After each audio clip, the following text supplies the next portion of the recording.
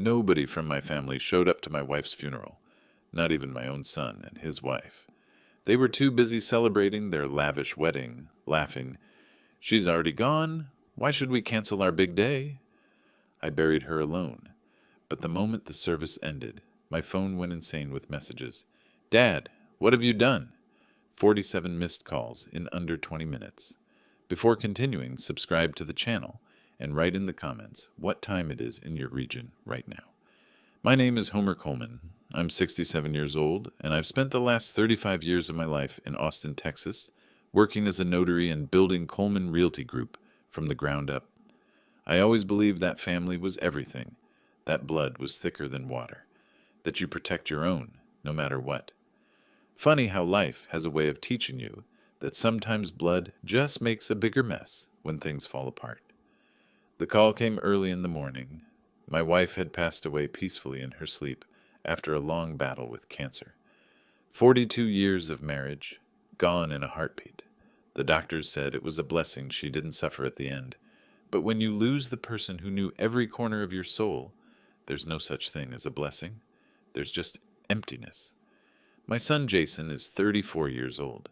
He's a financial consultant, the kind who wears expensive suits and talks about market opportunities over brunch. He wasn't always like this. I remember when he was 7, running to meet me at the door after work, his face covered in chocolate from sneaking cookies before dinner. I remember teaching him to ride a bike in our driveway, his mother watching from the porch with that smile that could light up the darkest room. But that was before Ashley Stewart entered his life 4 years ago. Ashley is beautiful in the way a diamond is beautiful, cold, hard, and expensive. She's 31, comes from money, and has never worked a day in her life unless you count managing social media accounts, showcasing her lifestyle. Her father, Richard Stewart, owns a chain of luxury car dealerships across Texas. Her mother, Patricia, lunches with the Austin elite and treats anyone below her tax bracket like furniture. From the moment Jason introduced Ashley to us, I saw what she was. My wife saw it too. We didn't say anything because we wanted Jason to be happy, and he seemed genuinely in love. The change was gradual, like watching paint peel. First, Jason stopped coming to family dinners. Then he moved into our house, my house, the one I'd paid off after 3 decades of work, claiming he needed to save for the wedding. Ashley moved in 2 months later, uninvited but unbothered. They took over the master bedroom on the 2nd floor, pushing my wife and me into the smaller guest room downstairs because the stairs were too hard on Mom's knees. My wife never complained. She just squeezed my hand and said, "It's fine, Homer. They're young." But it wasn't fine. Nothing about it was fine.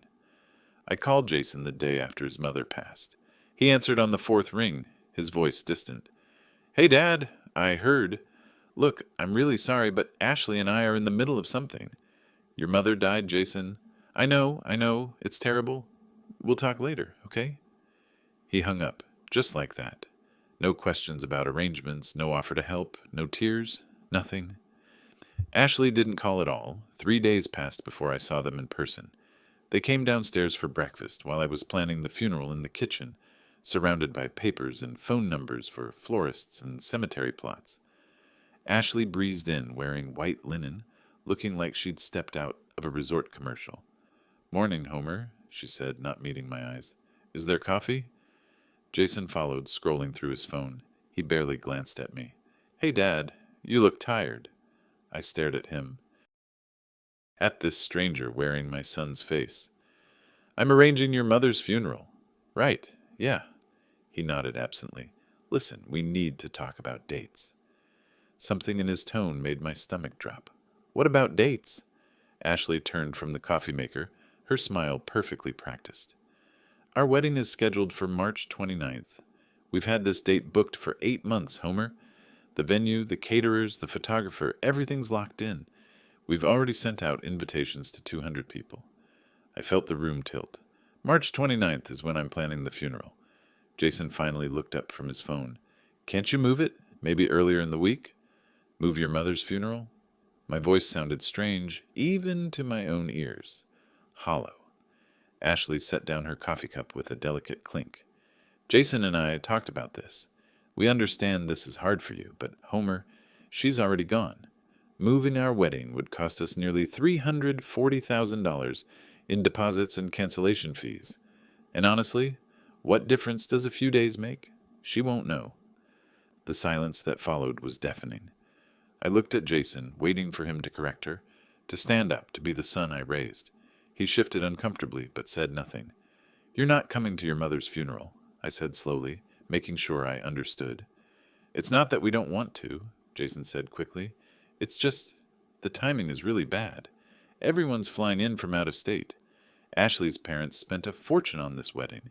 We can't just cancel." Ashley stepped closer, her perfume overwhelming in the small kitchen. "You understand, don't you, Homer? You're a businessman. You know about sunk costs and commitments. This is our special day. Mom would have wanted Jason to be happy. Don't invoke her name. Don't you dare use her to justify this." But I didn't say that. Instead, I heard myself ask, "What about moving the wedding, even by 1 week?" Ashley's face hardened for just a second before the smile returned. "The Lakeway Resort doesn't have another opening for 6 months. And frankly, we're not waiting that long. We've already waited 4 years." Jason put his phone in his pocket, looking relieved the conversation was almost over. "Look, we'll visit her grave afterward. We'll bring flowers. We'll make it special. But Dad, you have to understand our position here." I understood perfectly. I understood that I had raised a son who valued a party more than his mother's memory. I understood that the woman he chose to marry had turned him into someone I no longer recognized. And I understood, with crushing clarity, that I was completely alone in this house that suddenly felt like a mausoleum. "Get out," I said quietly. Jason blinked. "What?"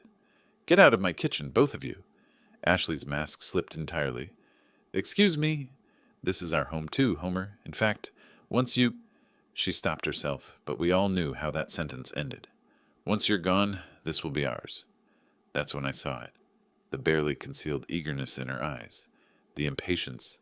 They weren't grieving my wife's death. They were waiting for mine. They were counting down the days until they could file the inheritance papers and turn this house into their personal showcase. Jason moved toward me, his hand outstretched. "Dad, Ashley didn't mean—" "I know exactly what she meant." I stood up, gathering my funeral planning papers. "You're right about one thing, Jason. Your mother is gone. But she was the only thing keeping this family together. Now there's nothing left to protect." I walked out of the kitchen, leaving them standing there in expensive clothes and cheaper values. Behind me, I heard Ashley whisper urgently to Jason, but I didn't care anymore. I climbed the stairs to my small bedroom, the one I'd been relegated to like a guest in my own home, and sat on the edge of the bed. My wife's reading glasses were still on the nightstand. Her book, bookmark at page 237, waiting for her to return. Her sweater hung over the chair, still holding the shape of her shoulders. And I realized that when I buried my wife, I'd be burying her alone. I didn't sleep that night. How could I? Every time I closed my eyes, I saw Jason's face, not the cold, dismissive mask he'd worn in the kitchen, but the round-cheeked boy who used to climb into our bed during thunderstorms, burrowing between his mother and me, whispering, "I'm not scared. I just wanted to make sure you guys were okay." I remembered his high school graduation. He'd spotted us in the crowd and grinned, pointing at us like we were celebrities. Afterward, he'd hugged his mother so tight, she laughed and said, "Jason, honey, I can't breathe." He'd looked at her with such pure love and said, "You're the best mom in the world. I'm going to make you proud, I promise." When did that promise break? At what exact moment did my son become a stranger? I walked downstairs around 3 a.m, my joints aching, my head pounding. The house was dark and silent. Jason and Ashley's bedroom door was closed, and I could see light underneath, probably scrolling through wedding Pinterest boards while planning how to redecorate once I was gone. The realization hit me in the dark hallway. They were waiting for me to die. I'd known it for months but refused to acknowledge it. 6 months ago, I'd come home early from the office to grab documents I'd forgotten. The house was supposed to be empty. Jason and Ashley had said they were viewing wedding venues. But I heard voices coming from the living room, laughing voices. I'd stood in the foyer, hidden by the wall, and listened. Honestly, I don't know how much longer I can take living here, Ashley had said. Your dad is so outdated. The wallpaper, the furniture, all of it screams 1985. The first thing we're doing is gutting this entire place. The second we inherit, we're renovating everything, Jason agreed. New kitchen, open concept, maybe knock out that wall there. We could turn his office into a wine cellar. What about the business? Coleman Realty? We'll sell it. The name's worth something, and with that money plus the house value, we're looking at close to $1.2 million. Ashley had giggled. Your mom better leave us alone to manage everything. I don't want her trying to maintain control from the grave with some trust fund nonsense. They'd laughed together, actually laughed. I'd left the house silently and sat in my car for an hour, trying to convince myself I'd misheard. But I hadn't. And now, months later, with my wife dead and her funeral scheduled on their wedding day, I finally understood. I was nothing to them but an obstacle, a name on a deed, a signature away from their dream life. I stood in my home office, surrounded by 35 years of carefully organized files.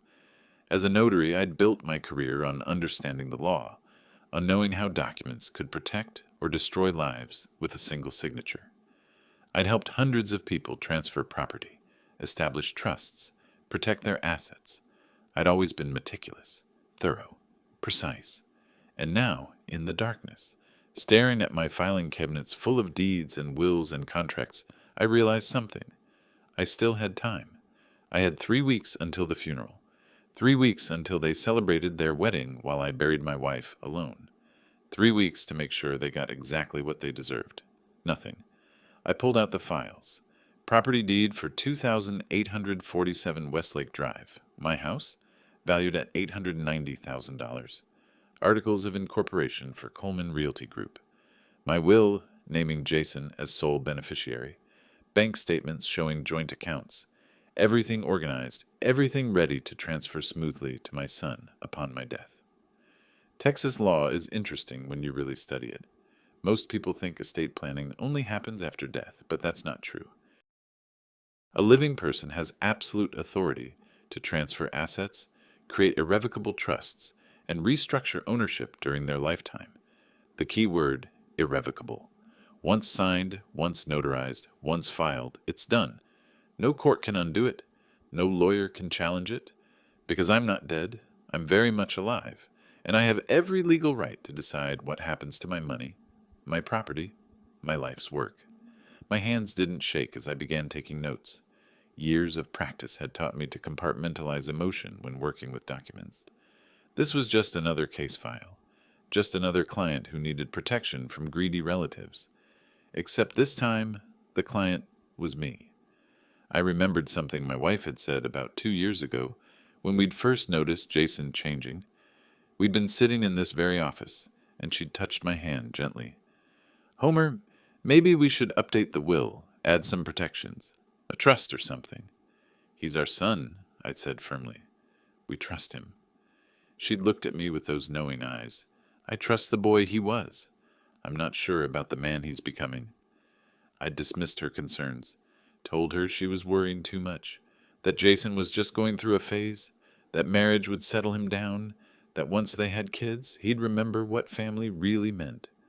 I'd been wrong, she'd been right, and now she was gone, and I was alone with the consequences of my blind faith in blood relations. The sky was starting to lighten outside my office window when I finally leaned back in my chair. My notepad was filled with legal terminology, statute numbers, procedural requirements. The outline of a plan was forming, elegant, airtight, and absolutely devastating. If Jason wanted to celebrate on the day of his mother's funeral, fine. Let him have his party. Let him dance and drink expensive champagne and pose for Instagram photos with his calculating bride.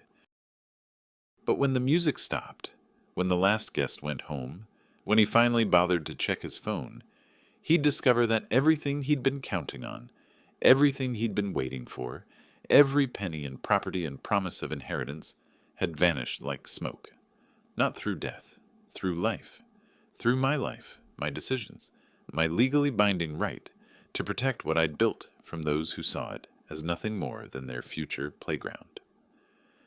I picked up my phone and scrolled through my contacts until I found the name I needed. Robert Mitchell, the estate attorney I'd worked with for 8 years. Professional, thorough, and most importantly, available for an emergency consultation.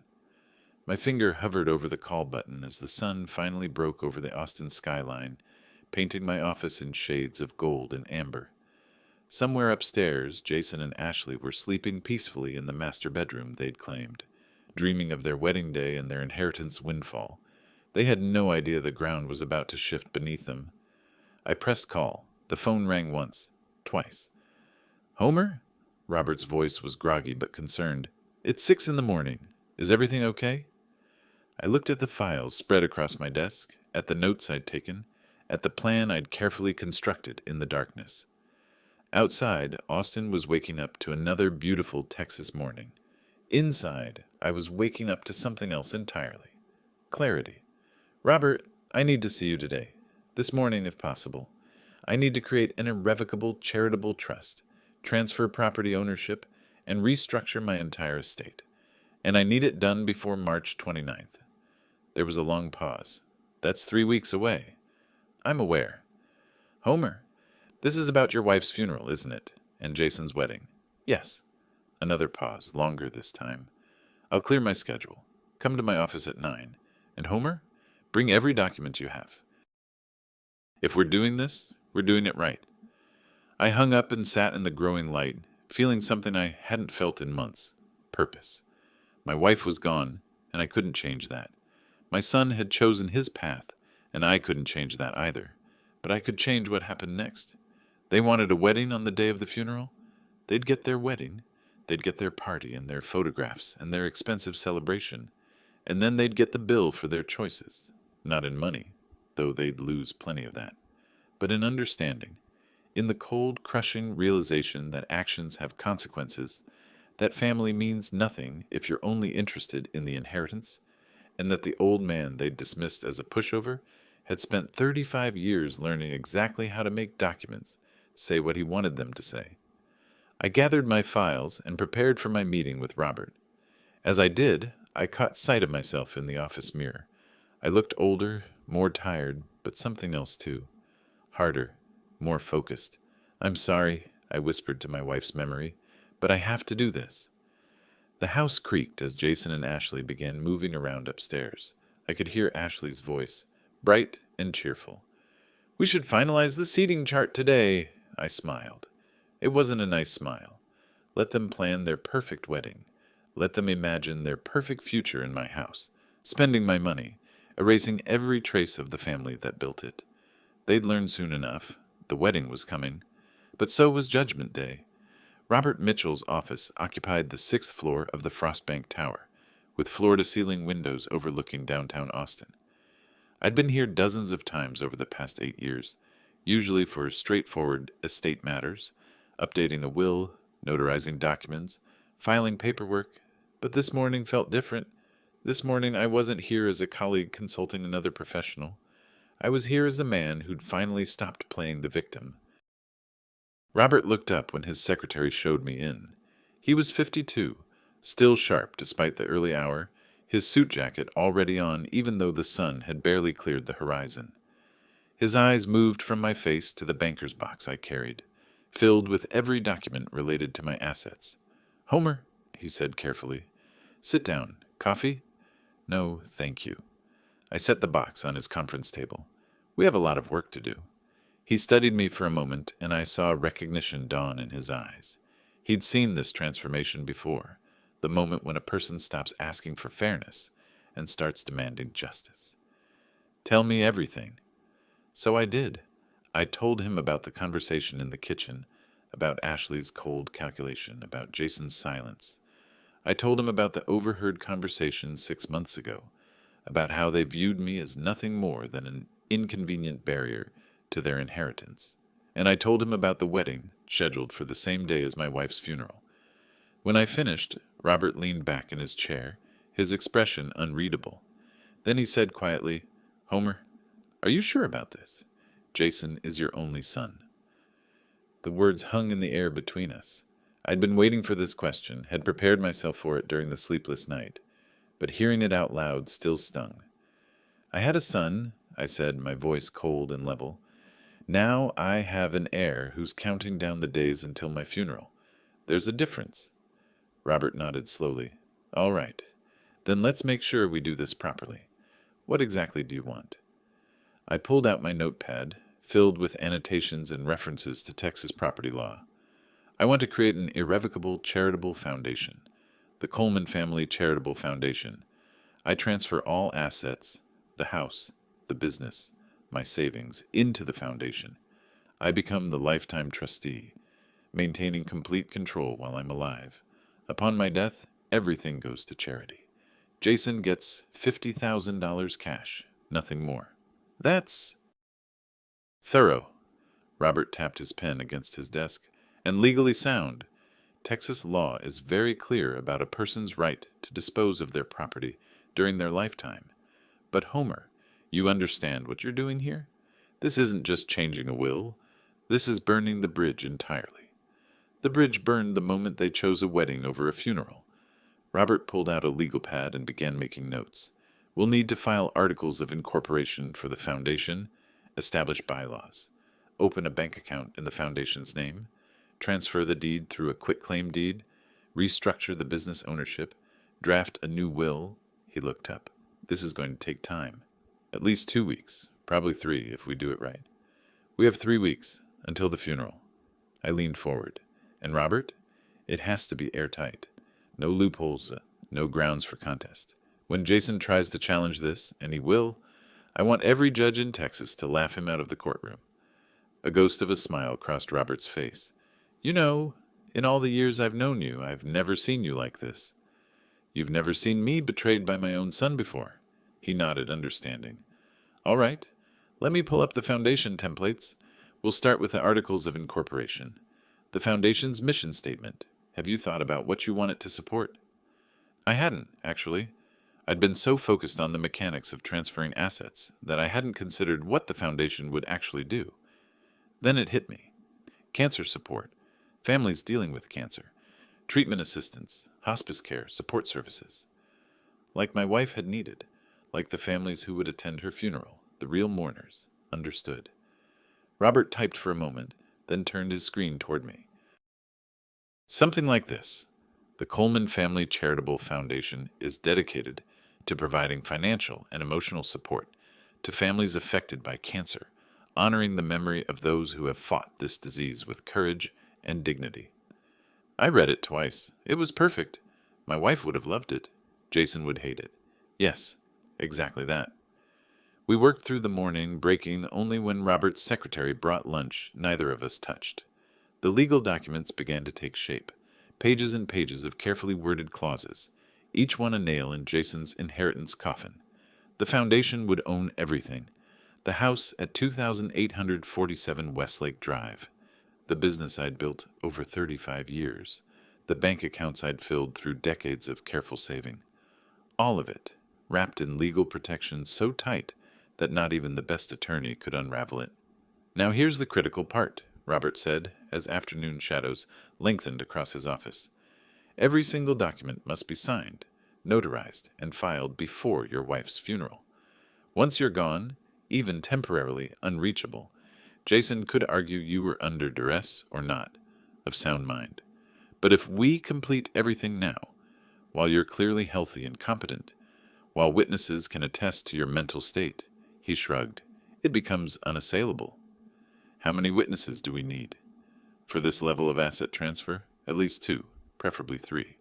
People who can testify you were acting of your own free will, that you understood what you were doing, that no one was coercing you. I thought about my small circle of friends. Most had drifted away over the years, especially after my wife got sick. But there were a few I could trust. What about you? Can you be a witness? I'll be one, yes, but we need others. Preferably people who know you well enough to speak to your character, but aren't beneficiaries of the foundation.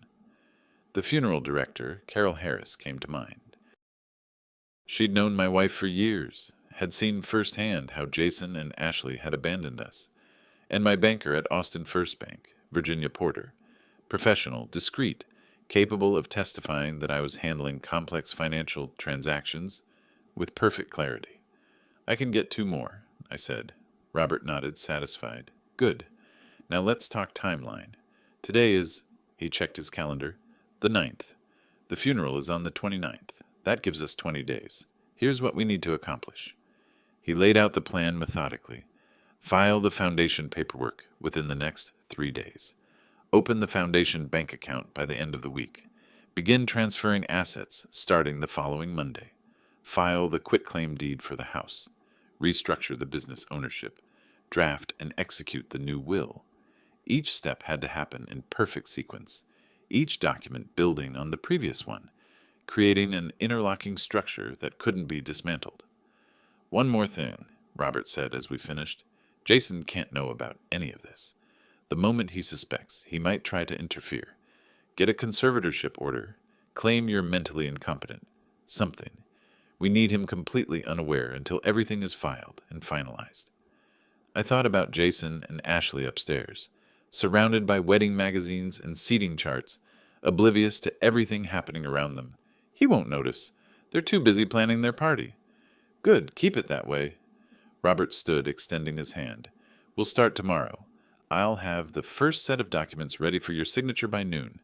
And Homer? What you're doing. It's harsh. But it's not wrong. Sometimes people need to learn that actions have consequences.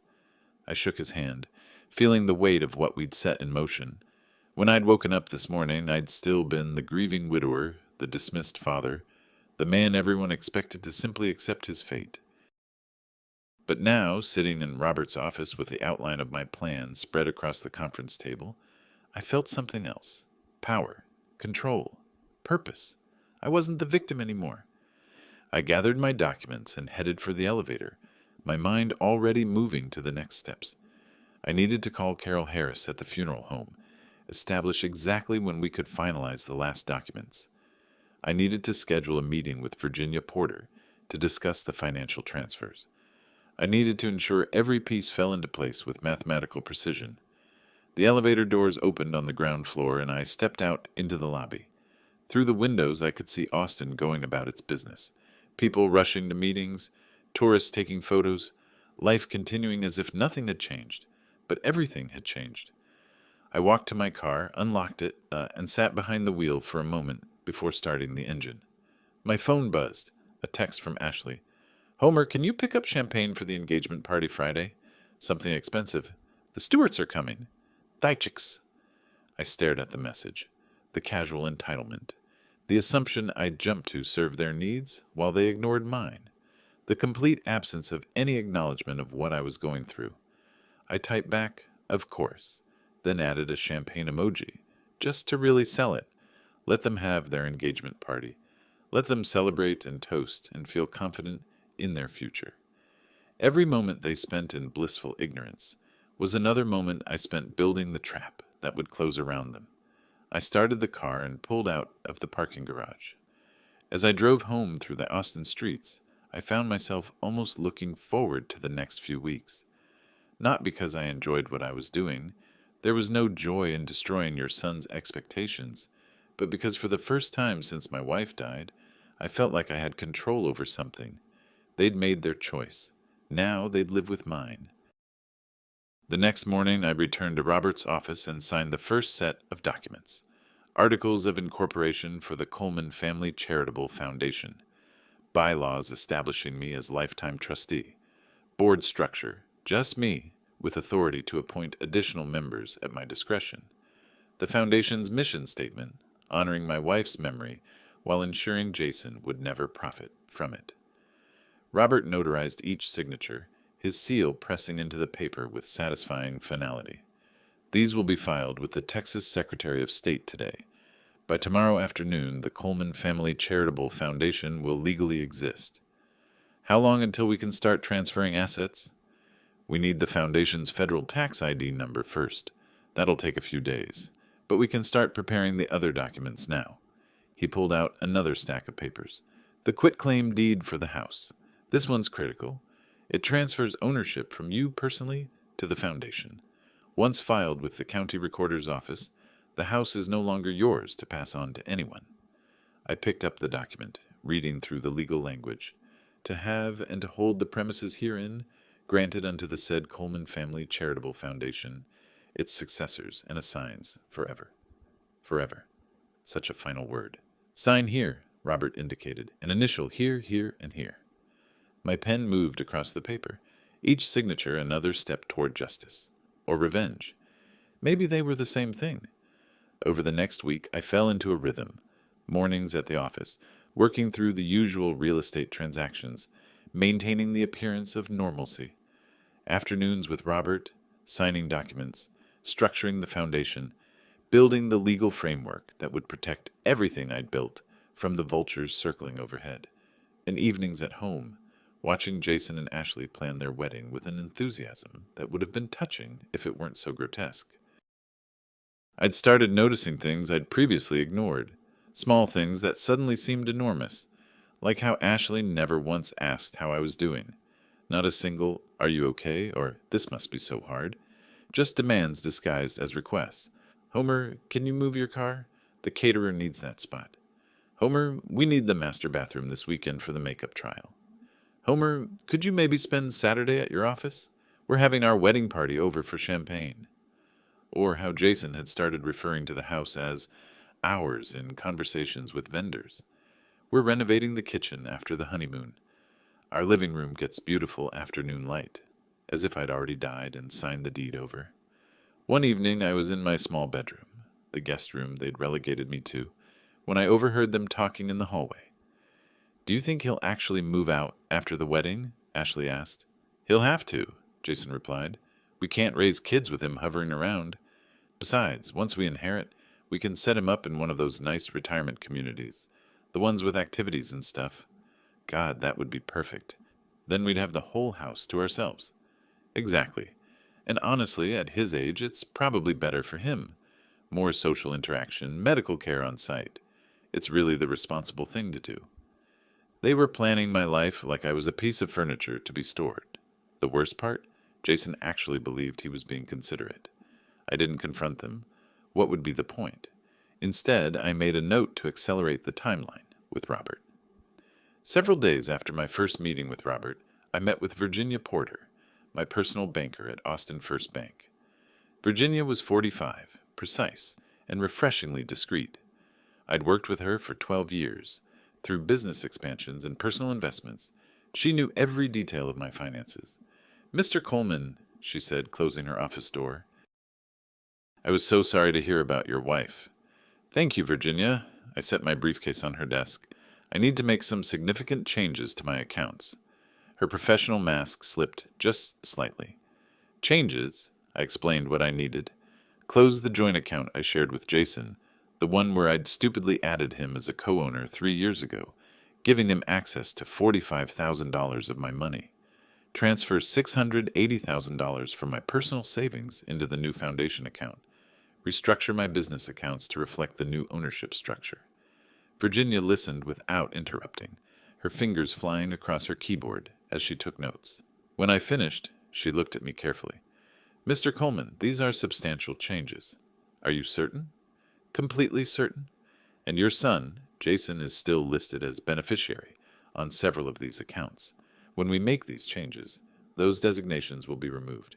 He'll be notified. Not if we transfer everything before the notifications go out." I pulled out the timeline Robert and I had created. "If we execute all transfers on the same day, the notifications won't hit his email until after everything's complete. By the time he realizes what's happened, it'll be too late to stop it." Virginia studied the timeline, then studied me. I could see her putting the pieces together. The wife's recent death, the son being cut out of the accounts, the urgency of the timing. She was smart enough to understand what was happening without needing it spelled out. "When do you want to execute?" she asked. 4 days before the funeral. We'll transfer everything in one coordinated effort. House deed, bank accounts, business ownership, all of it." I leaned forward. "Virginia, I need this to be perfect. No delays, no errors, no second chances." She nodded slowly. "I'll prepare everything. We'll schedule a morning appointment that day. Bring photo ID and all relevant account numbers. The transfers will be instantaneous, but the notifications will be batched for end of business. That gives you about 8 hours before your son knows anything's changed."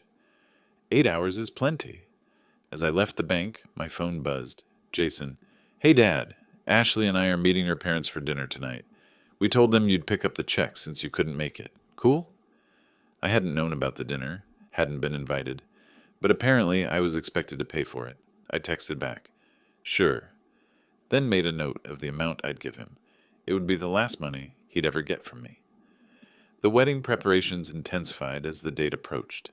Every evening I'd come home to find the house transformed. Fabric samples draped over furniture, flower arrangements covering the dining table, Ashley's shrill voice directing deliveries like a battlefield commander. "No, no, the peonies go in the east room. The roses are for the foyer. Don't you people understand basic directions?" I'd slip past them to my bedroom, to my office, to my workshop in the garage. That's where I spent most of my time now. In the small woodworking space I'd set up years ago, I was building a box, carefully sanding and finishing each piece of cherry wood. My wife had loved cherry wood, said it reminded her of her grandmother's dining table. Late one night, nearly 2 weeks after my first meeting with Robert, Jason found me there. "Dad?" He knocked on the workshop door, his voice tentative. "You got a minute?" I looked up from the box I was building. "What do you need, Jason?" He stepped inside, looking uncomfortable in the dusty space. When was the last time he'd been in here? Years, probably. I wanted to check in. You've been really quiet lately. Are you okay?" The concern in his voice almost sounded genuine. Almost, but I'd heard him in the hallway, planning to ship me off to a retirement community. I'd seen him scrolling through his phone at his mother's funeral arrangements. I knew what this was. Guilt management. "I'm fine," I said, returning to my sounding. "Just keeping busy." "Right. Good." He shifted his weight. "Listen, I know things have been tense, with the wedding and everything, but after it's over, maybe we could talk. About the future and stuff." "The future?" "Our future," he meant. The one where I signed everything over and disappeared into managed care while he and Ashley gutted my home. "Sure, Jason, after the wedding." I looked at him directly. "We'll definitely need to talk about the future." He smiled, relieved. "Great. Okay. Well, I'll let you get back to—" He gestured vaguely at my woodworking. "Whatever you're making." "A memory box," I said. "For your mother. To keep at her grave." His smile faltered. "Oh, that's nice, Dad." He backed toward the door. "I'll see you tomorrow." After he left, I sat in the quiet workshop, breathing in the smell of sawdust and wood stain. The box was nearly finished. Dovetailed corners, a fitted lid, the interior lined with felt. On the top, I was going to engrave a message. I hadn't decided what yet. My phone buzzed. "Robert, all documents ready for signature. Can you come in tomorrow at 2 p.m.? Bring Carol Harris if possible. I want her witness signature on the foundation paperwork." I texted back confirmation, then called Carol. She answered on the second ring. "Homer, is everything all right?" "Carol, I need a favor.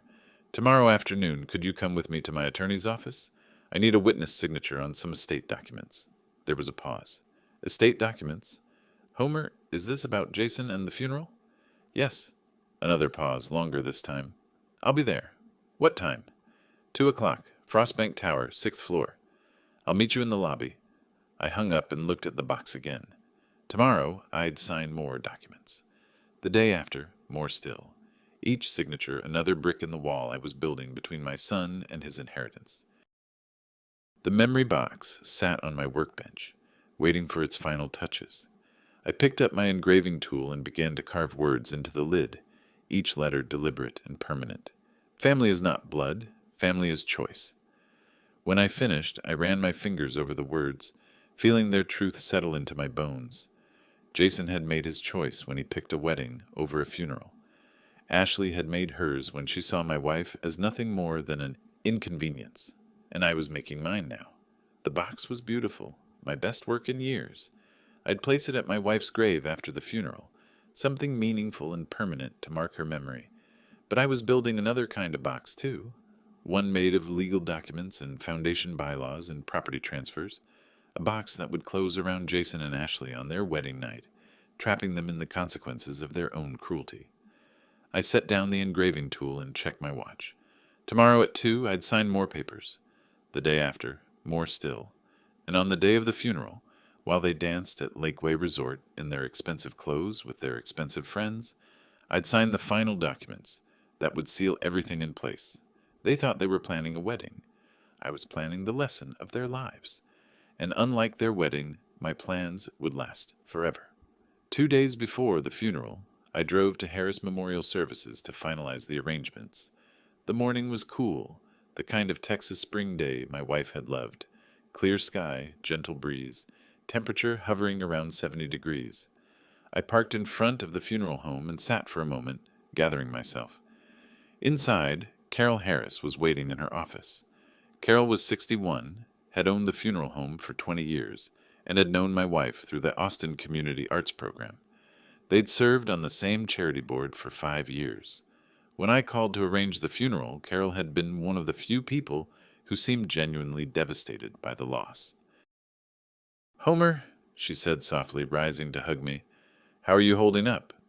"I'm managing." I set my briefcase on her desk. "Everything ready for Saturday?" "Yes. The service is scheduled for 10 in the morning. I've arranged the flowers you requested, white roses and lilies.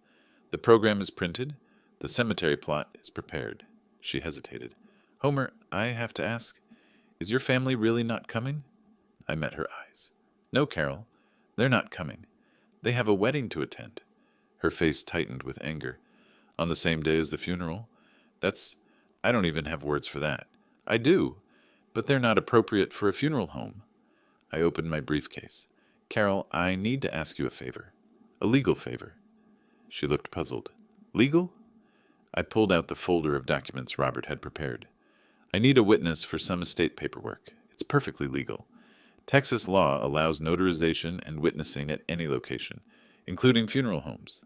I need someone who can testify, if asked, that I was of sound mind, acting of my own free will and under no duress." Carol's expression shifted from confusion to understanding. "This is about Jason, isn't it? What he's doing to you. This is about making sure my wife's memory is honored properly, and ensuring that people who value weddings over funerals understand the consequences of their priorities." She studied me for a long moment. "What do you need me to do?" "After the funeral service, I need you to witness my signature on the final version of my will and the transfer documents for my charitable foundation. Robert Mitchell will be here. He's handling the legal work. Virginia Porter from Austin First Bank will be the second witness. You'd be the third. When you say final version, I'm leaving Jason $50,000. Everything else goes to the Coleman Family Charitable Foundation, which will support families dealing with cancer, like my wife dealt with cancer.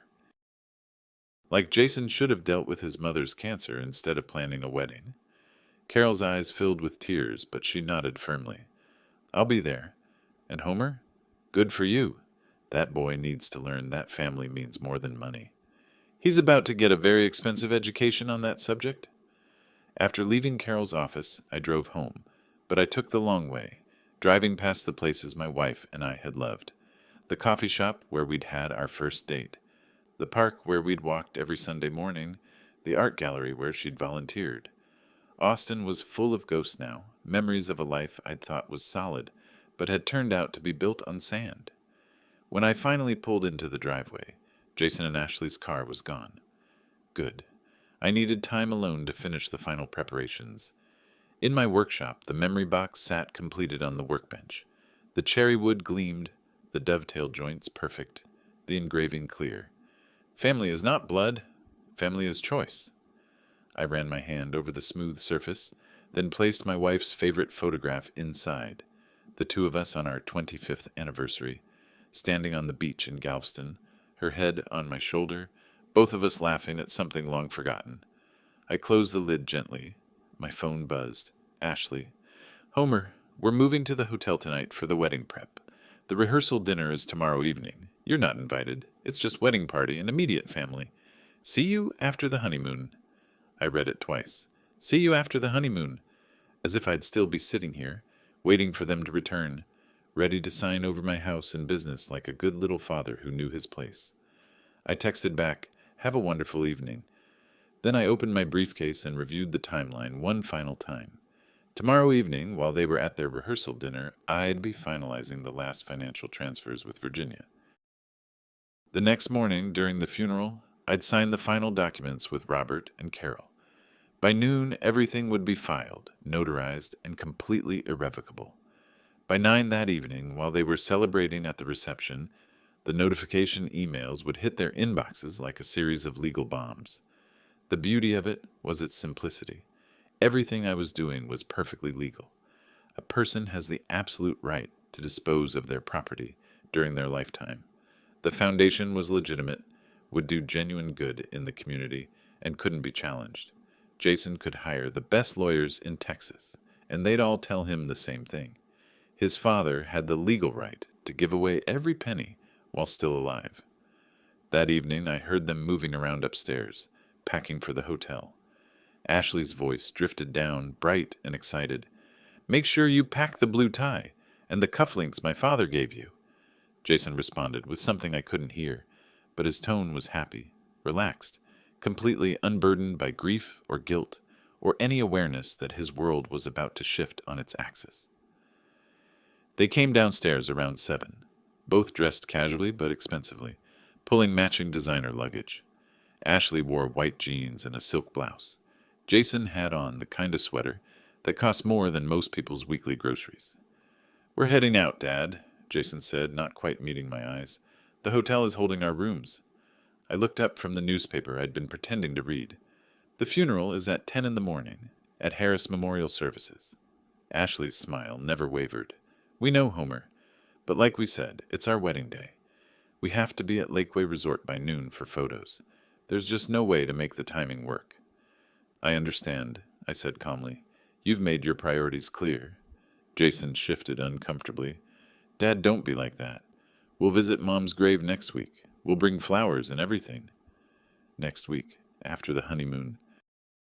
After the Instagram posts and the thank you cards and the first blissful days of married life. When visiting your mother's grave was convenient. "I hope you have a beautiful wedding, Jason." Something in my tone made him pause. "You're okay, right? You're not going to do anything weird?" Weird. Like changing my will and transferring all my assets to a charitable foundation. That kind of weird? "I'm fine, son, just tired, grieving. You understand." Ashley was already at the door. "Come on, Jason, we need to get to the hotel. The wedding coordinator is meeting us at 8. Jason hesitated, looking at me with something that might have been concern or might have been guilt. "Okay. Well, we'll see you in a few weeks, I guess, after the honeymoon. Actually, Jason, I think we'll be seeing each other much sooner than that." He frowned. "What do you mean?" I smiled. For the first time in 3 weeks, I smiled genuinely. "You'll understand soon enough. Enjoy your rehearsal dinner." They left, pulling their expensive luggage across the hardwood floors of my house, the house that would belong to the foundation by this time tomorrow. I watched through the window as they loaded their car, laughing about something, completely carefree. The house felt different once they were gone, lighter, like a weight had been lifted. I walked through the rooms slowly, remembering how it had been before Jason and Ashley took over. The master bedroom that had been mine and my wife's for 30 years, the office where I'd built my business, the kitchen where we'd cooked together every Sunday. All of it would still be mine, technically. As lifetime trustee of the foundation, I'd maintain complete control. But it would no longer be Jason's inheritance. It would never be the showcase he and Ashley had planned to create. In my workshop, I picked up the memory box and carried it to my car. Tomorrow morning, I'd place it at my wife's grave. Tomorrow afternoon, while Jason and Ashley cut their cake and danced their first dance, I'd return to this empty house and wait. Wait for the notifications to arrive. Wait for the phone calls. Wait for the moment when they finally understood that the old man they'd dismissed, the grieving widower they'd found so inconvenient, the father they'd relegated to a guest room in his own house, that man had been 3 steps ahead of them the entire time. I sat in my workshop one last time, surrounded by sawdust and the smell of wood stain. My tools hung on their designated hooks. My projects sat in various stages of completion, everything in its place, everything organized and controlled, just like my revenge. The morning of the funeral, I woke at dawn. The house was silent in that particular way that houses are when you're completely alone. Not peaceful exactly, but expectant, waiting. I dressed carefully in my dark suit, the one I'd worn to my daughter's graduation 20 years ago, back when Jason was still someone I recognized, the tie my wife had given me for our 40th anniversary, the cufflinks that had belonged to my father. I drove to Harris Memorial Services at 9, an hour early. The morning was bright and clear, exactly the kind of day my wife would have wanted. Carol was already there, directing the placement of flowers in the chapel. "Homer," she said quietly, "the ceremony will be beautiful, I promise." "Thank you, Carol." Robert arrived at 9:30, carrying his briefcase filled with the final documents. Virginia Porter came 10 minutes later, her expression somber and professional. And scattered throughout the next 20 minutes, 5 elderly couples arrived, friends from my wife's cancer support group, people who'd actually cared about her, who'd visited during the hard months, who'd sat with us in waiting rooms and held our hands through the worst of it. 10 o'clock came. The service began. I sat in the front row looking at my wife's casket covered in white roses, and behind me stretched 8 empty chairs, reserved for family, for Jason, Ashley, Richard, Patricia, and the wedding party that should have been a funeral party. 8 empty chairs that screamed louder than any eulogy. During the service, my phone vibrated. I glanced at the screen. Jason. "Dad, the wedding is starting in 4 hours. Can't believe this day is finally here." I turned the phone off and slipped it into my pocket.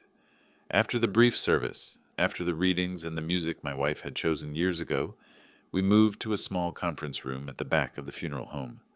Robert spread the documents across the table with practiced efficiency. "This is it," he said quietly. "The final will, leaving Jason $50,000 cash, with the remainder of your estate passing to the Coleman Family Charitable Foundation. The foundation transfer documents, making it official owner of all property and assets. The power of attorney assignments, everything." Carol and Virginia stood as witnesses, both understanding the gravity of what they were observing. "Just to be clear," Robert said, "once these are signed and filed, they're irrevocable. Jason will have no legal grounds to contest. The foundation will own everything. You'll maintain control as lifetime trustee, but upon your death, everything passes to charity. Jason gets his $50,000, and not a penny more." "I understand completely," I said. "I've never been more certain of anything in my life." I signed. Robert notarized.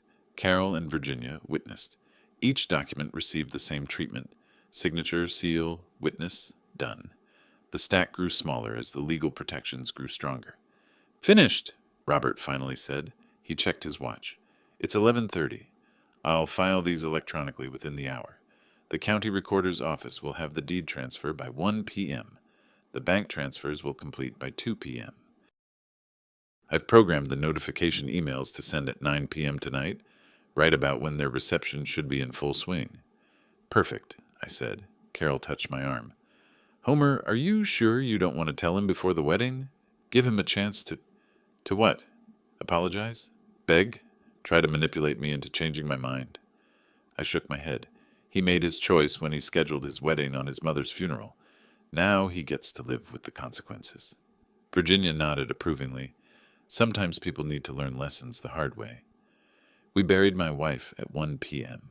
The cemetery was quiet, the grass green from recent rain. I placed the memory box at the base of her headstone, and the handful of us who'd actually cared about her said our final goodbyes. By 2 p.m., I was home. The house felt enormous and empty, but it was my emptiness now, not Jason's. I made coffee and sat in my office, watching the clock on my phone. At 2:45, a text arrived from someone at the wedding, one of my wife's friends who Jason had invited, not knowing she'd come to the funeral. A photograph of the reception venue. Jason and Ashley stood under an elaborate flower arch, both radiant, smiling like they'd never been happier. The caption read, "Beautiful ceremony. They look so in love." I stared at the photo, at my son who should have been burying his mother, but was instead cutting a 5-tier cake. At Ashley, who'd dismissed my wife as inconvenient, but was now posing for pictures that would go in albums and on walls. I set a timer on my phone. 6 hours and 15 minutes until 9 p.m. The afternoon stretched out. I tried to read, couldn't focus. Tried to watch television, couldn't sit still.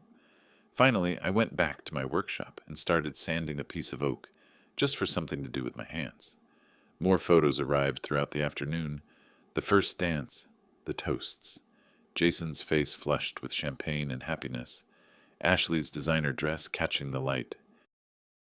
The Lakeway Resort looked spectacular. $340,000 worth of spectacular.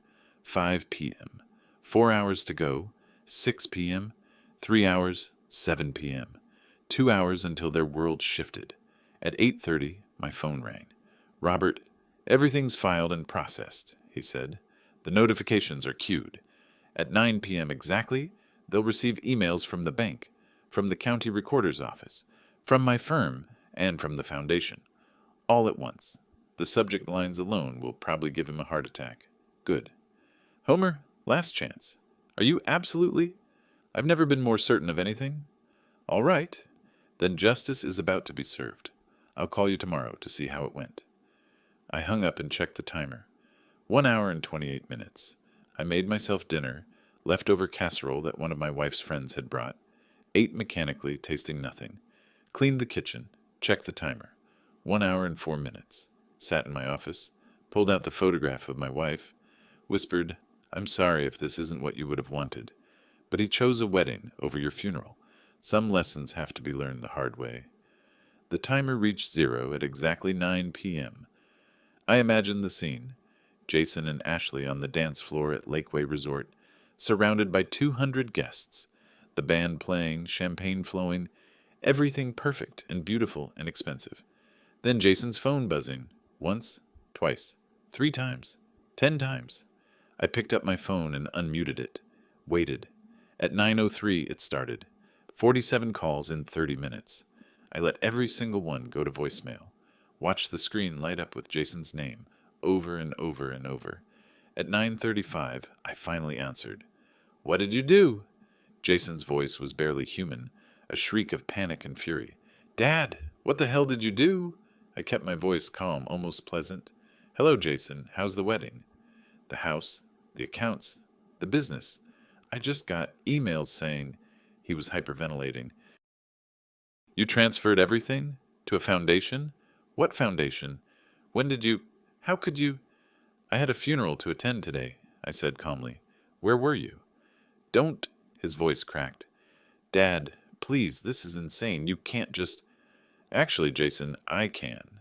Texas law is very clear. A person can dispose of their property however they wish during their lifetime. I disposed of mine.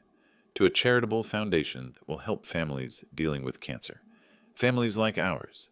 Families that stick together during hard times." I could hear Ashley screaming in the background. Could hear other voices, confusion, chaos. But you can't. That's my inheritance. That's our future. The house, the business, everything." "Was your inheritance," I corrected, "until you made it very clear that Instagram photos were more important than your mother's funeral." "We can fix this," he said desperately. "We'll come over right now. We'll talk. We'll figure something out. Dad, please." "Jason, I'm tired. I buried my wife today, alone, while you ate cake and danced and celebrated. So no, we won't figure something out. You made your choice. Now live with it." "Dad!" I hung up. The phone immediately started ringing again. I turned it off, set it on my desk, and leaned back in my chair. In the silence of my house, secured forever against their greed, I felt something I hadn't felt since my wife died. Peace. Not happiness. Not satisfaction exactly. But the deep, bone-tired peace of knowing that justice, cold and legal and absolutely irrevocable, had finally been served. Tomorrow, Jason would hire lawyers. They'd pore over every document, looking for loopholes that didn't exist. They'd rage and threaten and plead. But tonight, right now, in this moment, I sat in my workshop surrounded by sawdust and wood shavings and the smell of honest work, and I allowed myself one small smile. The wedding was over, but the real lesson was just beginning. The next morning I woke to silence. No frantic knocking on the door, no Jason screaming through the windows, just peaceful, blessed silence. I made coffee and sat in my kitchen, the kitchen that was now owned by the Coleman Family Charitable Foundation, but controlled by me as lifetime trustee. Technically different, functionally the same. The irony would have made my wife laugh. My phone, which I'd turned back on after my morning shower, immediately erupted with notifications. Texts, voicemails, missed calls, all from Jason. I scrolled through them, reading the progression from panic to rage to desperation. 2:47 a.m. Dad, please call me back. This is serious. 3:15 a.m. I don't understand what's happening. 4:33 a.m. Ashley's parents are threatening to sue you. 5:02 a.m. We need to talk right now. 6:41 a.m. Please, Dad, I'm begging you. I deleted them all and poured another cup of coffee. Around 9, my doorbell rang. I looked through the window and saw Jason's car in the driveway, the BMW he'd bought with money from our joint account, back when he'd had access to our joint account. He was standing on the porch, still wearing his wedding suit from the night before, looking like he hadn't slept. Ashley sat in the passenger seat, her face buried in her hands. I opened the door but didn't invite him in. Dad! His voice was hoarse, destroyed. Please, we need to talk. I believe we talked last night, extensively. You can't do this. You can't just... He ran his hand through his hair, a gesture I recognized from his childhood, when he was stressed about a test or a baseball game. The house, the business, everything. You transferred everything? Yes. To a foundation? The Coleman Family Charitable Foundation. It will support families dealing with cancer. Families who actually support each other through difficult times. Families who don't schedule weddings on funeral days. His face crumpled. I know, okay? I know it was wrong. But Dad, this is insane. You're destroying my entire future over one mistake. One mistake? I kept my voice level. Jason, you moved into my house and treated me like a guest. You pushed your dying mother into a smaller bedroom. You counted down the days until you could inherit. You scheduled your wedding on her funeral and told me she wouldn't know the difference because she was already gone. Ashley convinced me, don't. My voice turned sharp. Don't blame your wife for your choices. You're a grown man. You made the decision. Now you live with it. Behind him, Ashley got out of the car. Her makeup was smeared, her designer dress wrinkled. The perfect Instagram bride had become a nightmare. Mr. Coleman, she said, her voice shaking, please, you have to understand. We didn't mean to hurt you. The wedding was planned for so long, we couldn't just cancel it. The deposits alone were $340,000. And how are you planning to pay for that wedding? I asked calmly, since the joint account is closed and your husband no longer has access to the family money. Her face went white. We used credit cards. Jason's parents would... She stopped, realizing what she'd said. Your money. You thought I'd die soon and you'd inherit everything. So you spent money you didn't have, confident that Daddy's money would cover it, eventually. I looked at Jason. Tell me, did you factor in funeral costs when you were planning your wedding budget? Or were you assuming I'd handle that too? Jason's mouth opened and closed like a fish gasping for air. No sound came out. We can fix this, Ashley said desperately. We'll move back in. We'll take care of you. We'll be a family again. Just please, please, reverse the foundation transfer. I can't reverse it even if I wanted to. That's what irrevocable means. The foundation owns everything now. I'm simply the trustee who manages it. Then resign as trustee. Ashley's voice rose to a shriek. Make Jason the trustee. Give him control. I almost laughed. The foundation bylaws specify that I'm the sole trustee for life. Upon my death, control passes to a board of directors I've already appointed. Carol Harris from the funeral home, Robert Mitchell, my attorney, and 3 directors from Austin Cancer Support Services. None of them are named Coleman. Jason sank onto the porch steps, his head in his hands. I've lost everything. No, I corrected. You still have $50,000 coming to you from my will.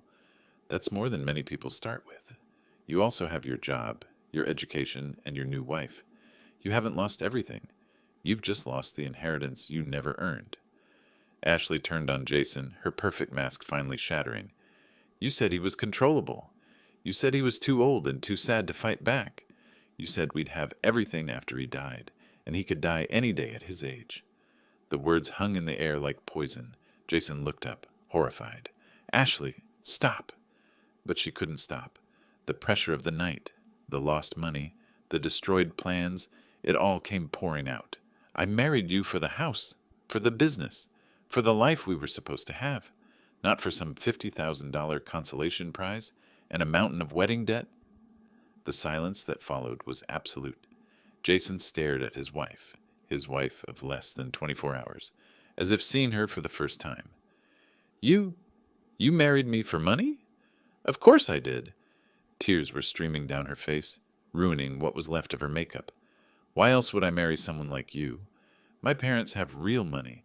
I could have had anyone. But you kept talking about the house and the business and the inheritance, and it seemed like such a good investment." Investment. She'd called their marriage an investment. Jason stood slowly, swaying slightly. He looked at me, then at Ashley, then back at me. "Dad, You should go," I said quietly. "Both of you. You're not welcome here." "Please."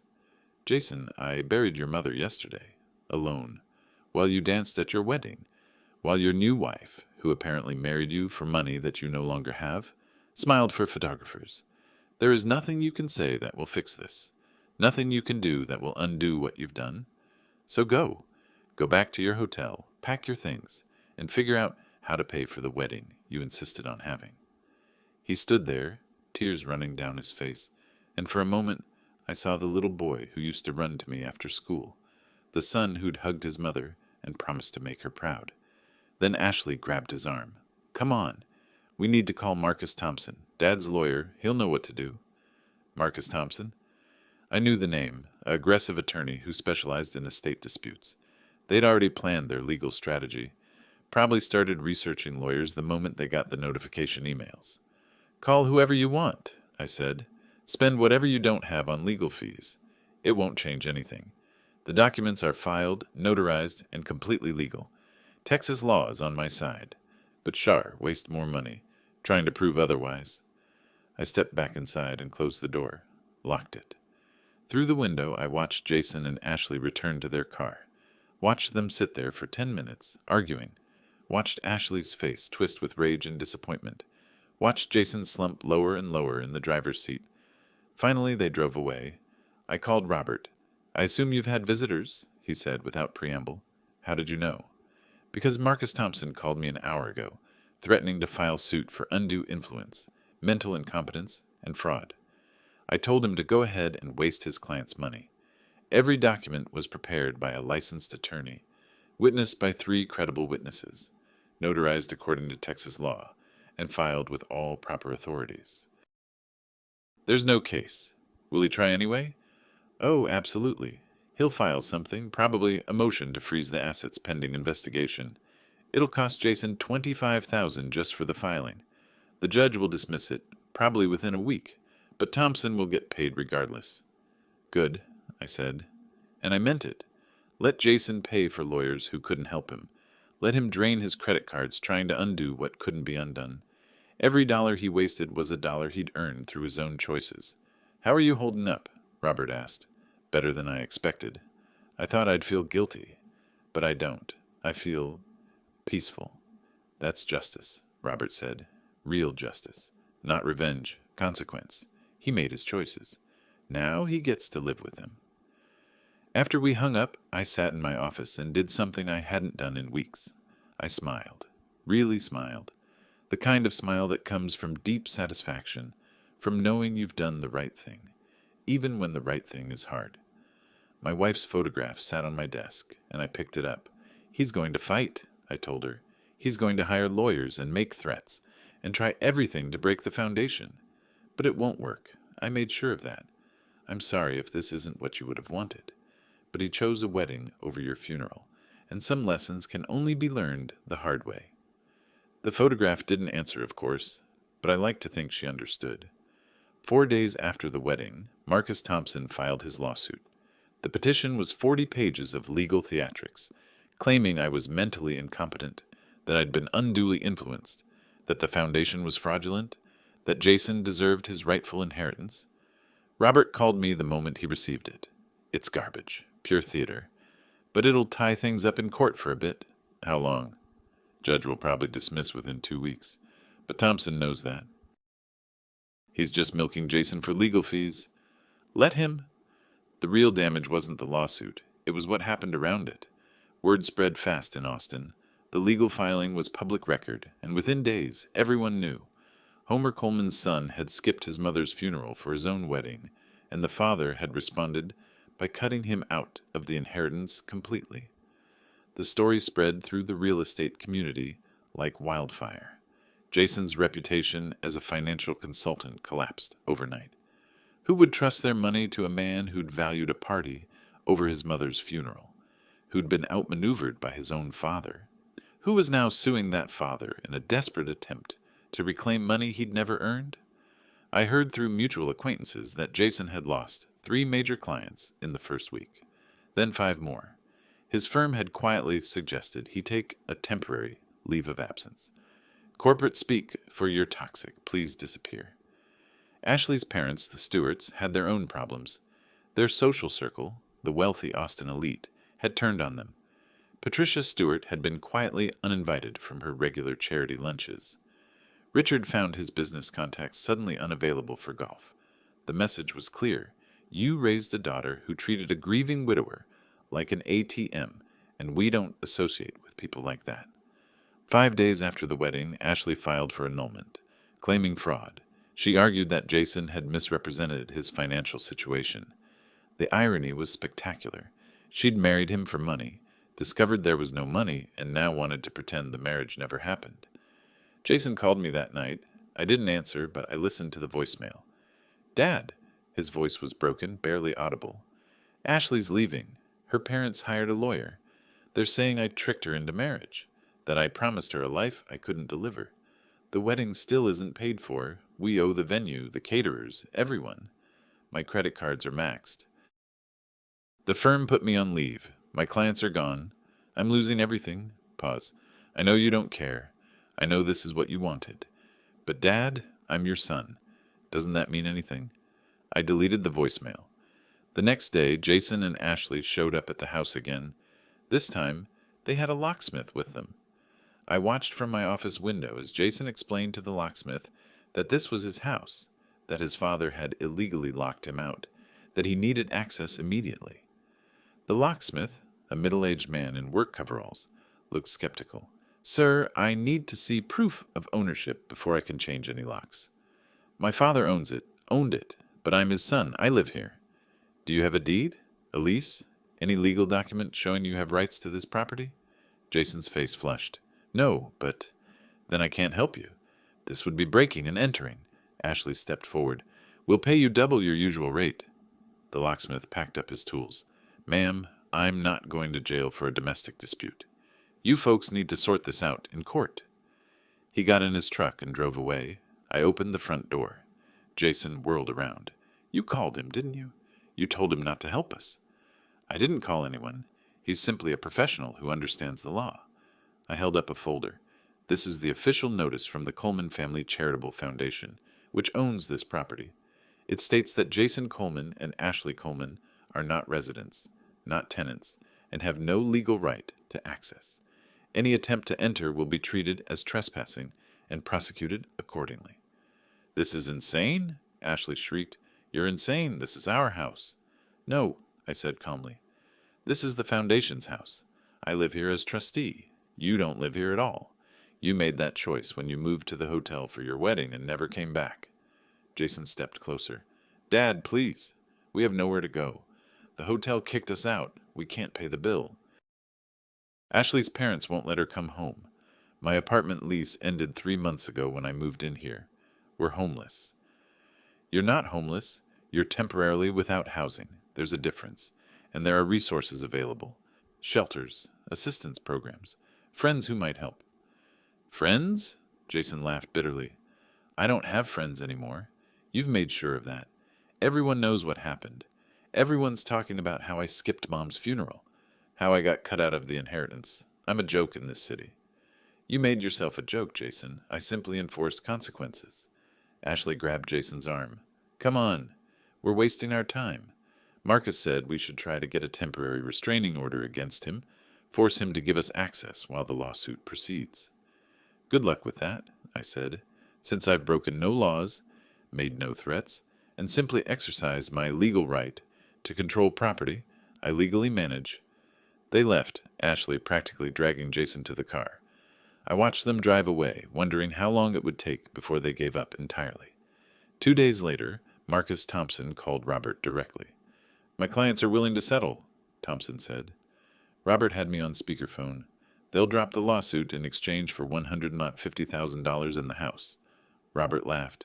Counteroffer, they get nothing, and they pay their own legal fees, which I'm estimating are already around $25,000 and climbing. Their family? They're relatives who chose a wedding over a funeral. There's a difference. No settlement. Tell your clients to find jobs and start rebuilding their lives without money they never earned. Thompson hung up. 3 days later, the judge dismissed the lawsuit, exactly as Robert had predicted. The ruling was scathing. The plaintiff has failed to provide any evidence of incompetence, undue influence, or fraud. A person has the absolute legal right to dispose of their property as they see fit during their lifetime. The fact that the plaintiff disagrees with his father's choices does not constitute grounds for legal intervention. Lawsuit dismissed with prejudice. Plaintiff is responsible for all court costs. Court costs, another $8,000 Jason didn't have. I sat in my workshop that evening working on a new project, a small table my wife had wanted for years, but I'd never gotten around to building. The wood was mahogany, rich and dark. The joints were precise. The work was meditative. My phone buzzed, a text from an unknown number. You've destroyed my life. I hope you're happy. I recognized Jason's tone, even through text. I typed back, I didn't destroy your life, Jason. I removed myself as your safety net. Everything that happened after that was your own doing. You chose the wedding. You chose to spend money you didn't have. You chose to trust a woman who married you for money. Those were your choices. These are your consequences. No response. I set down the phone and returned to my table. Outside, Austin was settling into evening, the sky turning pink and orange, the temperature dropping to something comfortable, the city lights beginning to twinkle in the distance. Somewhere out there, Jason and Ashley were figuring out how to survive without the inheritance they'd counted on. Somewhere out there, they were learning that actions have consequences, that family means more than money, and that you can't schedule a wedding on your mother's funeral without paying a price. I didn't feel guilty. I didn't feel triumphant.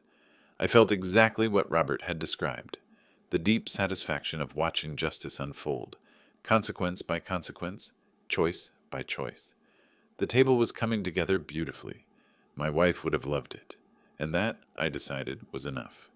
The weeks that followed were a slow-motion collapse, and I watched every moment with detached interest. Jason's annulment from Ashley went through quickly. When you can prove your spouse married you under false pretenses, specifically that you had money, Texas courts move fast. Ashley walked away with nothing. Her parents refused to help after spending $30,000 on failed lawsuits against me. She moved to Dallas, working as a receptionist. The Instagram influencer life was over. Jason's firm let him go 2 weeks after the wedding. All 15 clients left. $3 million in managed assets gone. Word spread in the financial world. Jason Coleman couldn't manage his own family, couldn't see through a gold digger, got outmaneuvered by his 67-year-old father. Not exactly inspiring confidence. The wedding bills kept coming. Venue, $85,000. Catering, $43,000. Photographer, $12,000. Flowers, $18,000. Every vendor sued or demanded payment plans Jason couldn't afford. His credit collapsed within a month. I learned this through Robert and Virginia at the bank, who saw Jason's desperate attempts to open accounts, apply for loans, anything to stay afloat. He's drowning, Robert said over coffee. And he did it to himself? Yes, I said simply. 3 weeks after the wedding, a letter arrived from Margaret, my wife's friend. She'd seen Jason at the grocery store buying ramen, looking terrible. When she spoke to him, he broke down crying in aisle 7, saying he'd lost everything and finally understood what he'd done. I read it 3 times, then set it aside. Understanding doesn't undo actions. Regret doesn't resurrect the dead. Later that week, Jason appeared at my door, Different this time. Not demanding, not angry, just hollow. "I'm not here to ask for anything," he said. "I needed you to know I understand now. What I did, what I lost, what I threw away." I didn't invite him in, but didn't close the door. I got a job in Houston. Insurance claims. $42,000 a year. Renting a room for $500 a month. Sold my car. Bought a used Honda. Paying off the wedding debts $50 at a time. "Good," I said. "I'm not asking for forgiveness. I don't deserve it. I just wanted you to know I'm not the same person who scheduled a wedding on Mom's funeral day. I'm trying to be someone she'd be proud of, even if it's too late." He turned to leave, then stopped. "The foundation, what you're doing with Mom's money, helping cancer families, it's beautiful. She would have loved it." After he left, I stood in the doorway for a long time. Part of me, the part that remembered the 7-year-old who loved chocolate cookies, felt something that might have been sadness, but it was buried under layers of betrayal. Empty funeral chairs, a wife buried alone. Maybe someday that part would grow large enough to forgive, but not today. I returned to my workshop and finished the table I'd been building. Precise joints, smooth finish, sturdy enough to last generations. I'd give it to Carol for the funeral home's consultation room. 3 weeks later, Virginia called. Jason came in to close his accounts. He's leaving Austin permanently, moving to Houston. He asked me to tell you he's sorry. "Thank you, Virginia. Are you okay?" I thought about it. My wife was dead. My son had betrayed everything. My family was broken. But I sat in a house I controlled, managing a foundation helping hundreds, surrounded by friends I'd chosen. "Yes," I said, "I'm okay." And I was. Not happy, but at peace. Justice served. Consequences delivered. Lesson learned, even if too late. That evening, I pulled out photos from Jason's childhood. The bike rides, the baseball games, family vacations. I looked at them not with anger, but with quiet acceptance that the past cannot be reclaimed. I placed them in a box, sealed it, put it in the attic. Not thrown away, not cruel, but archived, preserved but not displayed. Then I picked up the memory box I'd built for my wife, feeling the weight of cherry wood, seeing my reflection in the glossy finish. Tomorrow, I'd take it to the cemetery. Tomorrow, I'd sit with her. But tonight, I sat in my house, my foundation's house, and felt something I hadn't felt since she died. Contentment. The revenge was complete. The justice served. The consequences delivered. And I was still standing. 2 months after the wedding, I held the first board meeting of the Coleman Family Charitable Foundation at Harris Memorial Services. Present were myself as chairman, Carol Harris, Robert Mitchell, and 3 directors from Austin Cancer Support Services. Dr. Patricia Wong, who'd treated my wife, Michael Rivera, a lymphoma survivor, and Sarah Chen, whose daughter beat leukemia. "Our first order is approving grant distributions," I announced. $120,000 to 3 families in treatment. The Martinez family, father with pancreatic cancer, facing eviction. We'd cover 6 months' rent and copays. The Johnson family, single mother with breast cancer, drowning in debt. $15,000 toward bills and childcare during treatment. The Williams family, teenager with leukemia, savings exhausted. We'd cover experimental treatment. The board approved unanimously. Money went out the next day. Within a week, 3 thank you cards arrived. Mrs. Martinez wrote, "You saved our family. We were about to lose everything. Now my husband can focus on getting better. We will never forget this kindness." That letter stayed on my desk. Whenever I felt conflicted about Jason, I'd read it and remember, this is what family money should do. The following week, a reporter from the Austin American Statesman called about a feature on local philanthropists. Robert convinced me the foundation needs visibility. The interview happened in my living room. The reporter asked about my wife's battle, the foundation's mission, and carefully, "Your son wasn't at the funeral. Is he involved?" "No," I said simply. "My son made certain choices. The foundation represents different values." The article ran Sunday front page. Austin philanthropist creates foundation to honor wife's memory. It mentioned the funeral family hadn't attended, the foundation's mission the families helped. It didn't name Jason, but Austin knew. Within days, donations poured in. $20, $50, $100 from people moved by the story. Within a month, 43,000 in unsolicited donations arrived. Jason's reputation became toxic, the son who chose a wedding over his mother's funeral. Austin society made its judgment clear. In early May, Jason's final letter arrived. Dad, I'm not asking for forgiveness or money. I just want you to know I finally understand. Too late, but I understand. Mom deserved better.